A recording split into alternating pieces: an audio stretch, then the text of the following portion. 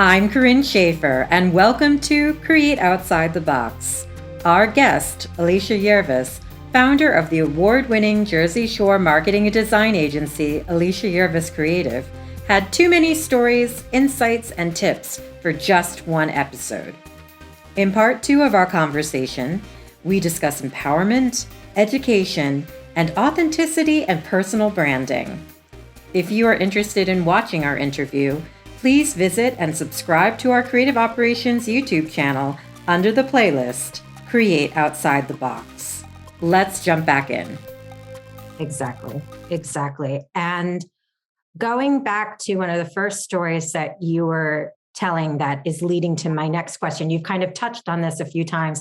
I love that when you were talking about how you got into marketing, that the people at the first theater, which is Count Basie, were like, whoa, she's doing something cool. She's doing something different. They recognize the talent. Not only did they recognize the talent and give you an opportunity, they invested in you by, going and saying, hey, take these classes. And that's what we should do to just other human beings, but in the arts, like, investing in artists, investing in art, in shows and whatever, paying it back. And throughout this conversation, you've also been mentioning how, yes, you have your business and you have all of these different pots on the stove percolating, but you also are very passionate about educating and empowering others. And you had mentioned you have your Facebook group for small businesses and entrepreneurs. It's also extremely helpful for creatives, which is the help desk on Facebook. Yep. You do a lot with your Instagram account, which is at Alycia Yerves Creative. Am I correct? That's right. Yep. And those two platforms, for anyone who wants to do anything, I mean, whether you're an individual artist, a business, you have such gems of wisdom. If someone has a question, like, people can brainstorm, you give information, you do work study groups. Like, if you're having problems focusing, if you need to be held accountable, let's make it fun. But what I love so much about that and about you is sometimes I feel like in this crazy world that everybody just gets so bogged down in trying to get where they need to be and the competition and all of it, and that they don't realize, like, why do we need to be so competitive, or why do we need to be so closed? Mm-hmm. And you're there, like, so open and going, hi, let's build a network. Let's help each other. Let's be small businesses collaborating and lifting each other up. We're all going to win here. And I just believe in that 100%. Just because you have goals doesn't mean that in helping somebody else, you're not going to get there, or that in helping somebody else, it diminishes your light or it diminishes what you're doing. On the other hand, I feel like it only expands what you're doing. It expands your opportunities. It even expands your good karma if you're into that, and just this, like, women supporting women, people supporting people. I just love that you're all about that. I kind of want to get more into those two platforms, and also where you're heading for the future as someone who has had someone invest in them and is saying, hey, I've been invested in, I've succeeded. Now I want to invest in you and pay it forward. Yeah. So what you were just saying about, being supportive and empowering others, I definitely believe in community over competition, just like what you were saying. I'm in a lot of different Facebook groups and LinkedIn groups and things that are, they're networking groups, to a point, but they're also just for group learning, group venting. Just to share, like, someone has gone through your situation. Mm-hmm. Believe me, someone has experienced the exact same thing. And so finding those groups where you can just, like, commiserate, and even if you're just lurking, but to see that you're not alone is so key. And I would so recommend that to anybody. And if my group is going to be one of those groups, awesome, you should come join. But even if it's not, like find a group that is in your industry or related somehow to what you do, and just listen for a while. Just listen and read. It's so helpful. But yes, community over competition is something that I believe in strongly because, and you just started to say, like a rising tide lifts all boats. And I learned that from one of those communities that I'm in. It's called the Rising Tide Society. It's a group of online entrepreneurs all kind of learning from each other and helping each other out. And it's so helpful because you never know when something's going to fall through and you're panicking and you're having an emergency. Who is going to help me right now? Who is going to know exactly what to do? Who can I call on at the last minute to help me out of this jam? And being able to have that roster of folks that you can call up when there's an emergency or when there's an opportunity, or a fun thing and you need a second set of hands, or you want to run, go over something with someone. Or hire someone for a specialized thing. Like what I was saying before, we work with some subcontractors on different projects. And it's so great to have that reliable team that are your go-to folks that can help you execute and that can make it so, whatever you're envisioning. And I just believe in referring people all the time. People will come to me and say, hey, I have this project, can you think of anyone? Or maybe they want to work with me and my schedule is full. Yeah. I want to be able to say, I can't take this on right now. I'm at capacity, but you need to call so-and-so. You need to email so-and-so because they're awesome and maybe she can fit you into her schedule or whatever. And I give that person a heads up, hey, I just sent so-and-so to you. I can't do this one. Or this isn't my specialty, that kind of thing. And vice versa. Those jobs have come back to me too. And I love that. And I think almost every client that I've worked with has always told me that word of mouth is how they get most of their clients and most of their work. And I think that's the same for us too. That's why I believe very, very strongly in helping people get more online reviews and making sure that people care about getting online reviews and responding to them and using those online reviews to market themselves. Because what someone else says about your business is always going to be more powerful than what you say about it. So when you read that someone had a great experience at your store, at your restaurant, in working together with you, that's so much more powerful than saying, I'm great, I'm good at this, I'm this, I'm. This is someone else telling the story, and it's a level of social proof. Mm-hmm. So I super recommend that. But yeah, making those connections and referring people and having that kind of reciprocal relationship is so key. And I'm very fortunate to have that with a lot of collaborators and even colleagues from past jobs. That's been the case too, which I'm very grateful for. But with those two platforms that I use, I have Facebook and I have Twitter and YouTube and stuff too, but I'm not as active on some of those other platforms. I'll put up important things or, kind of newsworthy kind of things, but my favorite platform is definitely Instagram. Just because, like I said before, I'm super visual and I just love the visual nature of it.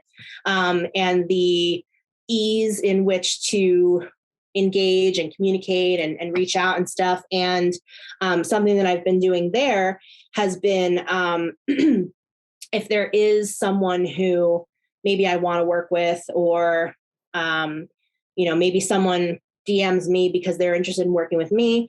Something that I've been trying to do a lot more over the last year is to DM them with a video response of myself, because it shows personality, it shows tone of voice, it puts a face to a name, and it sets me apart as like, oh, that's different. Like, oh, it's like a custom video message to me. Also, it's just faster than typing. But of being able to pop up and, be like, hey, so-and-so, thank you so much for your message. I wanted to let you know, I just sent you an email, la, la, la, la, la, la, la, blah, blah, blah, whatever. And so that's been really great that I can do that on other platforms too, but not as easily as on Instagram. And what I use Instagram for primarily is I do have a content strategy. I put my own content strategy on myself. I did my content pillars, and I work with my virtual assistant to collaborate on my calendar and my graphics and, the captions and the different things that I want to talk about. And I like to have it be a mix of tips and educational content for other business owners, but also like fun stuff. Yeah. Like 80s pop culture stuff popped in there. Fun stuff of just me, working day to day, or flashback photos of me back in the day, being silly. I love to just put my personality out there. I'm a huge music lover, so I like having free playlists and free downloads and different things in my Instagram link. So I'm always giving out goodies, which also is a way to grow my email list. So it does have an ulterior motive, but it's free. You can unsubscribe whenever you want. So I like to do that. And then for the Facebook group, it's a little more curated, because I kind of look at that as like a little more of an exclusive group, because it's private and I want it to be a safe space. And I hop on there sometimes and say, ask me anything. What are you struggling with? What have you? And people can be a little standoffish sometimes. Not everyone's, so ready to step up to the open mic and say, this is my problem, I suck at this, whatever. So sometimes I'll get DMs and they're like, I don't really want to say this publicly, and I'll do like an anonymous, someone wrote in and said, blah, blah, blah. And also I'll let people know that I'll do live mini audits, where I'll kind of allow them to send me their website or their email newsletter or their Instagram feed. And I'll do a quick audit on Facebook Live. And I'll just say, this is great. This looks awesome. I would improve this. I would change this. This is broken. FYI, this isn't a good practice. Hey, you got this awesome comment. Did you even see it? Yeah. You didn't respond to it. Whatever the little tweaks are that I can give them. I like to do that on the fly. And I have gotten hired several times from people who have joined that group. So that's been good for me too. And I just like to share and to just help people be more prepared, to help them get a little more organized, to make them feel like you can do this. I'm telling you can do this. Download this free guide. I walk you through the steps, or go read this blog article. I've got all the links on there. Or, hey, did you know this feature? Turn this on. This is going to save you so much time. Just those little things that I just know because I've been doing them or whatever.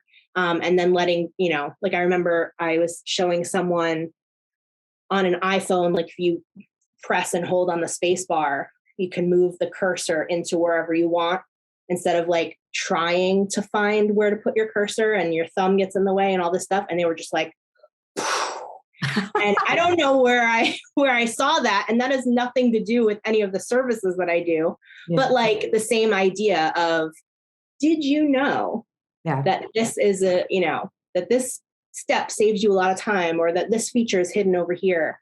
And I just let people know they can just come to me with questions. And by the way, I will say, if I don't know, I will say like, I have no clue how to do that, but here's what I found. Go watch this video. This person's an expert at it. It's like in Miracle on 34th Street, where Macy's is sending everyone to gimbals. Like that. I don't know how to do this, but go listen to Amy Porterfield. Go listen to Jenna Kutcher. Go listen to Danielle Leslie. They're awesome at that. So I love to do that. Yeah. One of the things that you just are, whether you're having an interview or whether you're doing a presentation, or like you were saying in your Instagram feed, you are very authentic.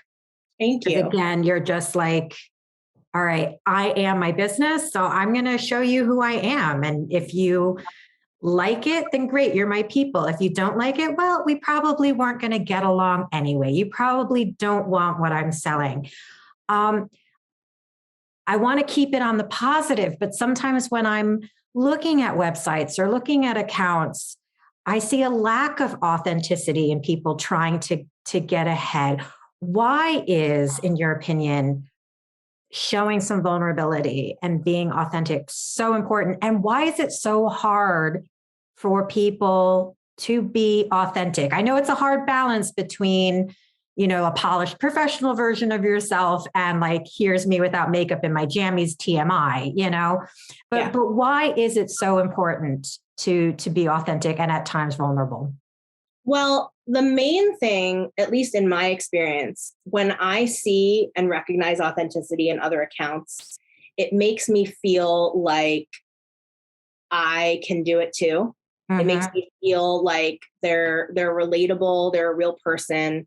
It's not all the perfectionism that we see constantly in social media. They're saying social media isn't real. This is real.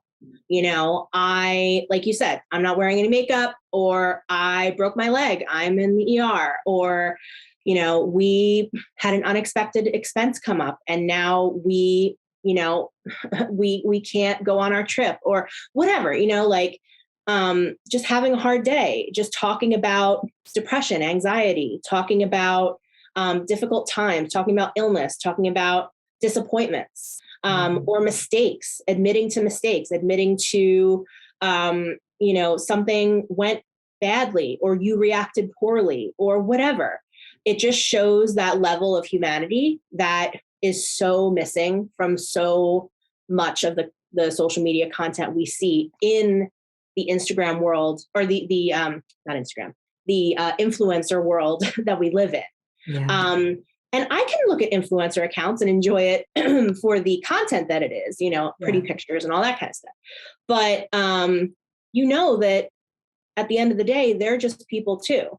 And so when you're willing to pull back the curtain and humble yourself and show that you make mistakes too, it's just so important.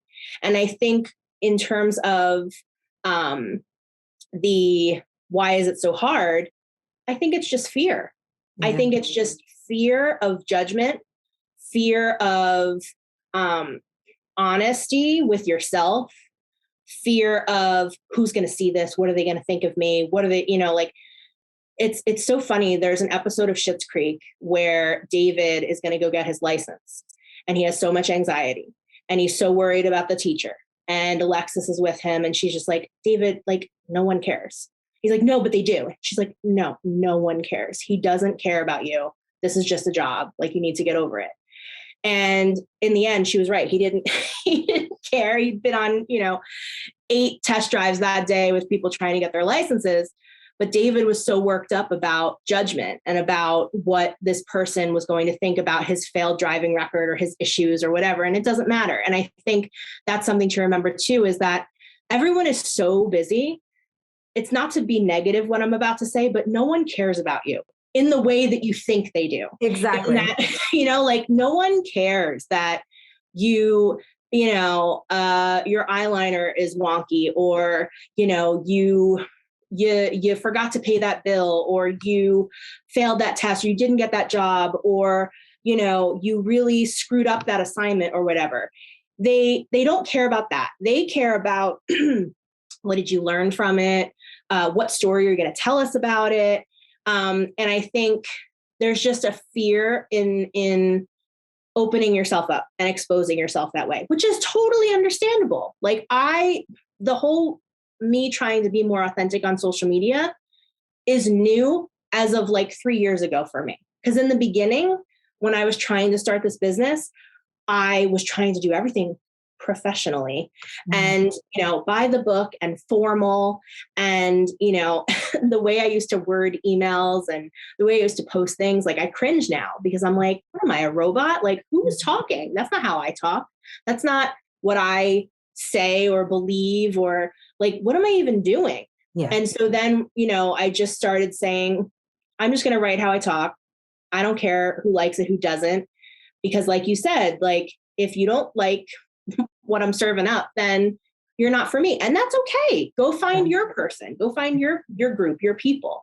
And I think in the beginning, some of the feedback that new business owners get is, well, you can't say that, you're going to turn someone off, or you can't say that, like you have to be careful about what you do and say online. And yes, of course you have to be careful, but if it's a matter of not being true to yourself and who you are, that's bad advice to me. Yeah. Like, I don't want to put out something that is not who I am. I don't want people to get the wrong idea about me or my services or my products. And I want them to get to know me, because what I have found several times in having this business is people are like, I've been following you for a couple of years. I'm on your email list. I've been wanting to work with you. I know so much about you. And that's so awesome because you've been working on building that relationship behind the scenes. You've been working on building those authentic connections, like what we were saying before about actors and artists. Like some of these casting directors and producers and stuff, maybe they have people in mind already. I'm sure that happens all the time because they know you. They know your work. They know your personality. They know your values. They know you were in that show with that person, or they've heard good things. And so you're like on their radar for when that right opportunity comes, or when that right opportunity comes for me, when someone needs a site designed or they're ready to get their branding designed, I know exactly who I'm going to hire. Yeah. And that's why it is a lot of work, but it's like a long game. It's exactly. Like, you're setting up that, that runway.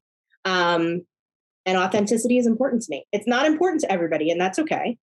But I do get that feedback that people enjoy my personality and the stuff that I put out there, and share when something sucks, because that's okay. We're all human. Yeah. Yeah. And it is a hard balance, because authenticity doesn't mean letting it all hang out or not thinking and just emotionally posting. Authenticity just means, how would I talk to a good friend?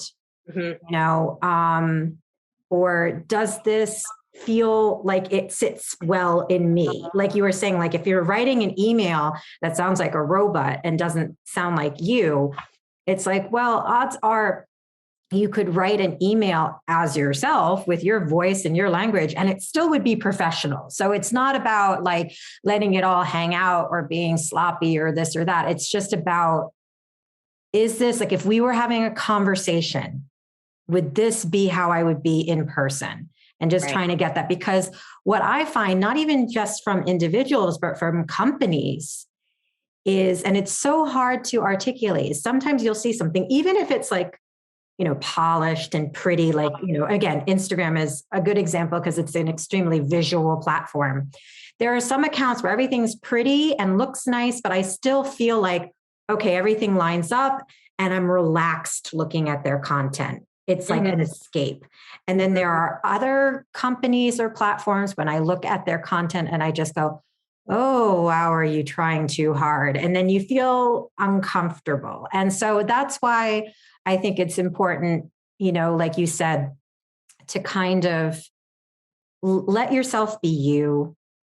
And again, like it isn't a negative thing, but people are busy. People are extremely self-centered. Like, yes, think before you set something out into the universe, but you know what? Odds are no one's going to die. Yeah. And if you mess up, you can say you messed up. And you shouldn't take it as a negative thing. You should take it as a freeing thing. Like, why shouldn't I try? What's the worst that can happen? Yeah. Mm-hmm. But what's the best that can happen? And again, like with everything, with your strategy, with all of these small steps are what gets you to great results. We're never leaping and bounding. We're always just kind of these slow increments. And as you've shown through all of these stories, is these slow increments can lead to big change. Yeah. And since we're on the topic of authenticity, and we kind of hit it a little bit before as well, now more than ever, artists have to take over, their branding, their marketing, all of these platforms. It can be incredibly daunting and overwhelming and intimidating, because you're like, okay, I want to be authentic, but I want to present myself professionally. And it's also hard sometimes in certain industries where you've got people telling you what box you should be in and trying to figure out like how you should brand yourself. Sometimes it's easier with a company. If you know you're selling pizza, you know what you're about. But when you're a person selling yourself as an artist, it can be harder to step out and be objective about what you have to offer with so many opinions coming at you. So what would be your advice for artists, whether it's visual or performing arts, on how they can take control of their own brand and their own platforms towards success? Well, one thing that I would say is just like what you were saying about it's hard to judge yourself and look at yourself as an outsider because you're not an outsider.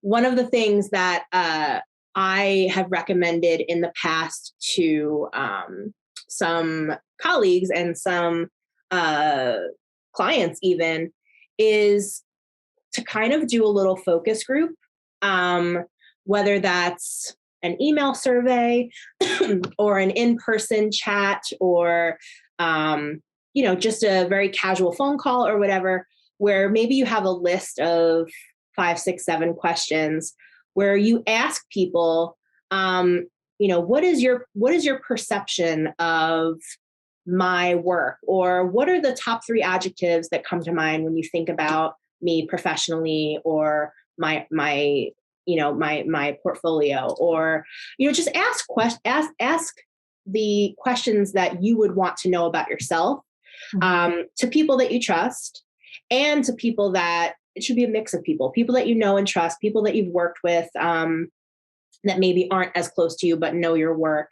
and maybe some clients or some classmates, or whatever, however big or small the group you'd like it to be, but just to get some feedback from others, because it's great if you really, really know yourself, but you will never know the you that other people know you as.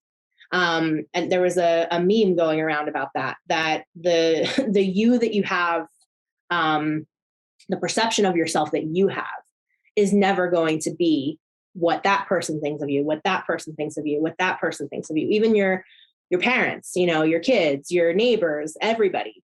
And so when you start to gather that data and see like, wow, everyone is really saying that I'm super organized, I don't feel that way, or everyone is saying that I'm, so, I'm so smart, or I'm so generous, or I really suck at being on time, or, whatever the things are. I think that can kind of give you some indicators of how you are perceived and what you can kind of lean into, and also maybe what you need to work on or what you can improve on a bit. And I think you can ask questions to those people too and say like, could you talk more about this point? I really thought that was so interesting. And just for information for yourself. Yeah. I think that's a good thing to do if you're working on building your personal brand or working on building your business brand. And so that's one thing. And then the other is kind of what I was talking about before regarding the values that you have. What do you want to be known for? What do you want to make sure that people understand about you and your work or your product or your mission or your history? And to know that whatever you're putting out there, to be consistent with it, so that when someone, sees something that immediately reminds them of you, they're going to tell you, or they're going to think of you when they see that thing. That happens to me sometimes with hot pink stuff or 80s or, unicorn glitter stuff or whatever. Like, oh my God, I saw this thing. It made me think of you. What is that for you? What is that for your look or your business or your portfolio? And then also, again, the consistency piece, like making sure that you are prioritizing creating content, which should be fun. I know sometimes it's not always fun, but when you know that you're using it as a tool to further your career, to grow your network, to get jobs, to tell your story, just think of it like that. Think of it as investing in another tool, just as you've invested in your education, your training, your clothing, your transportation, whatever, your equipment, if you're a musician, your instruments, think of it as another thing to invest. It's just this time you're investing time mostly. And you're prioritizing that piece of, okay, I have to make a reel. I have to post a story. I have to do a boomerang. And to think ahead a little bit too. Like, for example, if you know that you're getting off the train and you're walking to your dressing room, how about you do a time-lapse video of that walk? So you're thinking of it in advance. And to think through your week or think through your month or think through your day of, oh, that thing's going to happen. I should be recording that. Like how people do unboxing videos, they have to think of that in advance. Or like what I was saying before about dress fittings, celebrities do that stuff. Like they're thinking in advance. I want to have the camera out when the dress comes out. So everyone oohs and ahs and all that stuff, because that's authentic. You're not going to, redo that after the fact. Although maybe they do, but to think like a documentarian a little bit, think like a director, think like of those moments that might be interesting that you can plan around, and to think ahead, I think sets you apart. Also, sometimes it's the visual of how your feed looks. Like for example, Andrew Keenan Bolger. His feed, I think he's a photographer too, obviously very talented actor, but his feed he's like known for it now. It has this like teal and rust kind of vibe. So if you're scrolling, it's like a teal and rust magazine, everything from his clothing to travel to food to, animals and work and everything. And so that's like his aesthetic look. Sometimes people try to get a pattern going of like taking the exact same picture every day or a picture from the same angle. Or there's that famous travel blogger, I forget the name, but the look was always the photographer filming his girlfriend's hand, holding his hand as she's about to like, walk across a bridge or climb a mountain or cross the street. And like that angle was always the same. So that was his like niche thing. So try to think about what could your niche thing be, or what could the thing be that you're like known for that sets you apart. Like, for example, in my Instagram bio, I say, marketer, designer, educator, and nacho enthusiast. And I get feedback on that all the time. And it was just a funny thing, stupid, silly thing to put up. I am quite a nacho enthusiast, but I put it on there and it stands out. Because people are like, wait, what? Oh, that's quirky. That's funny. Oh my God, I love nachos, or whatever.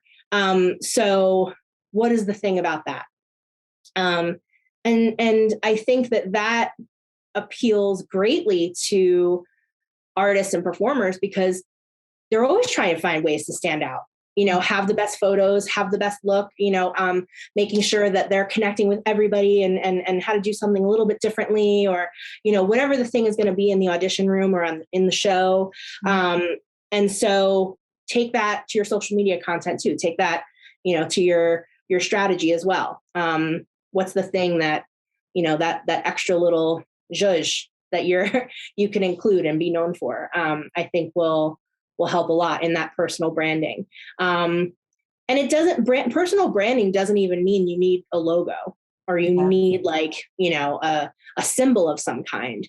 It just means, what do people, or I forget who said this quote. It might've been, I forget who said it, but, branding is what people say about your business when you're not in the room. Oh, that's great. Or, what do they think about you when you're not there? What is the story that they tell about you when you're not there? What do they feel about you or your business? And again, that's why that data piece may help, because they're telling you, this is what I think about you, or this is what makes me think of you. I think all of that can kind of work together. Mm-hmm. Yeah. And I'm curious what you'll think of this. I would say to, especially performers, doesn't matter what discipline, is make sure that you're including photos of how you can look in real life, meaning like, yes, there's a little bit of glamour involved, but you want to make sure that your pictures look how you can look at an audition. But don't limit all of your visuals based on how you look for your package. As a short person, I cannot tell you how frustrating it was because people think like, oh, short and cute. And then you're sitting there going, you do realize there are things called heels, makeup, and wigs. Mm-hmm.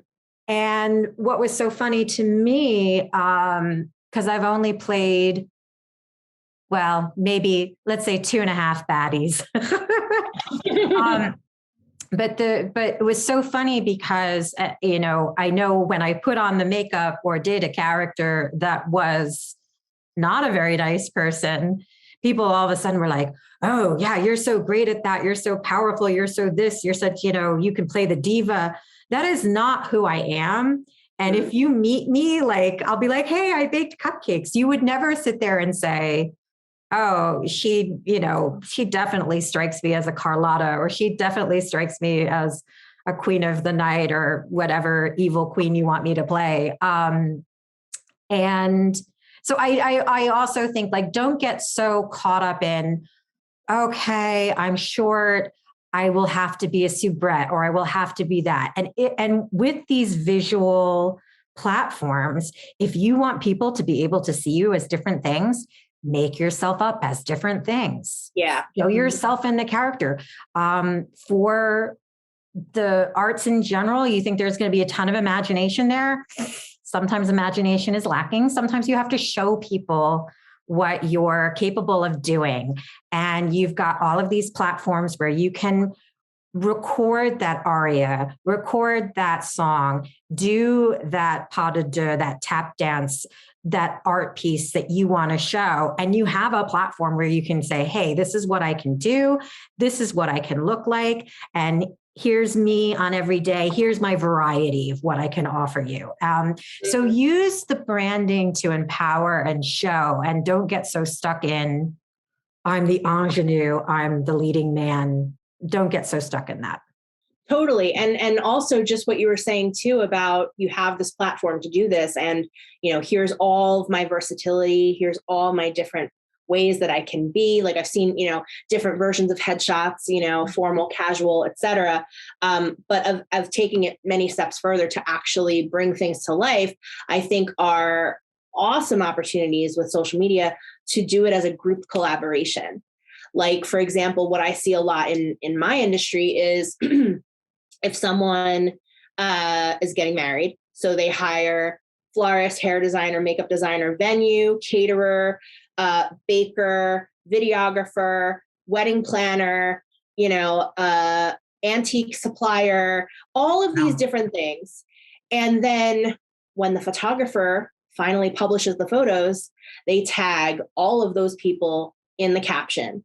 And then all of those people get notified and reshare to all of their feed. And then. And so I think of that in the same way with what an actor or a choreographer or a videographer or a singer can do to, hey guys, you know what? We're going to do a collaborative video shoot. See,